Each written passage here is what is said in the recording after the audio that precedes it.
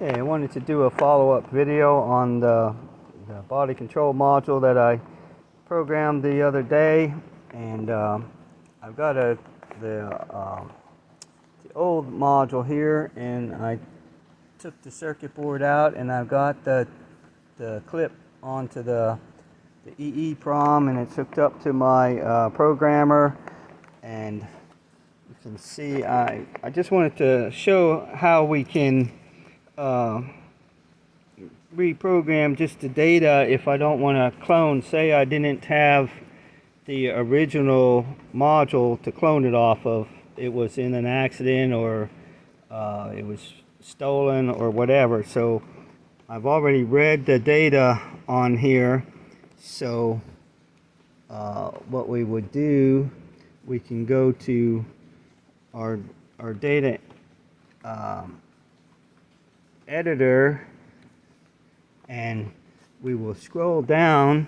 You see it's on that 01 line is a 4E, which is an N over there. So we're going to come down here to where the VIN is programmed into this vehicle, and you see it right there.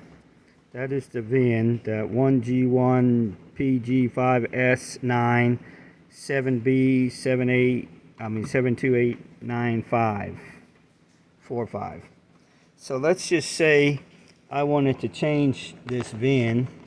If I hit the tab command, it'll actually change it to whatever number I want. So say I don't want that 7B. We've got a different body style, and so we're going to make that a 6. Oops, I hit the 7 button by accident. Hit the 6, and let's say we're going to make that a C, 6C, and then we're going to just make up some numbers. We'll just do 00000. So then I can hit the command to program this chip from the buffer. So anything that I've changed in this buffer, it's going to automatically write it to the chip. And then what I would do is just have to program the keys back in through my scan tool. So I've already completed this job, but I just thought I would show you how easy it is to actually change the data. And once you get familiar with these different modules, all these numbers and letters actually mean something. Like this is probably the key data, and so if you knew, which I'm still learning the programming the key side of it, I just use my scan tool and program the keys in manually if I don't clone a module. But I just thought it was interesting how we can do things, which this VIN is not programmable. If I just put this in the vehicle, and if it's already have a VIN number programmed in, it will not allow me to reprogram a VIN from a different vehicle. So once it's programmed in, but this programmer allows me to override that, as you just seen. I'm not going to actually program the chip, but that's how easy it is, just to hit another key to say program, and boom, it would be done. And then when I plug this into the car, it would recognize it as the correct VIN. It would just show that that the keys aren't programmed, or it has different keys programmed. If I actually had the key that came from this car, like if I bought this from a junkyard and I had the original key that went to this car, all I would do is program this VIN, excuse me, and the keys would all be there. Of course,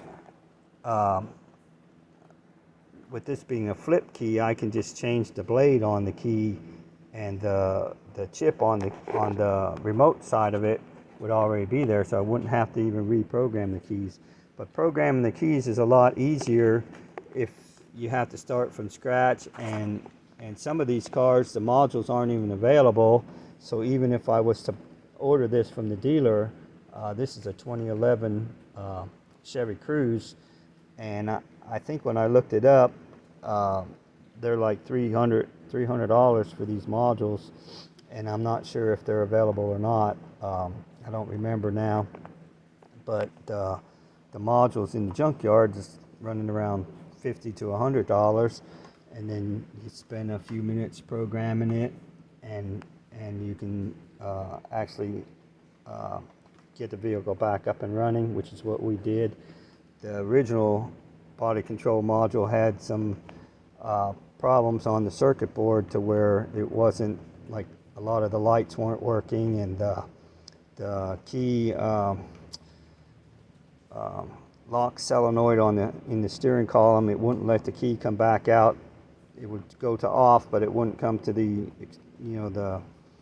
position to remove it. So that's the original reason they changed the BCM out at the other shop, and then they weren't able to program it, so we were able to take care of it. But once again, I just wanted to show how easy it is to change the VIN number, even on ones that you can't change through traditional software on your scanner. So I hope you enjoy these videos, and we'll catch you on the next one.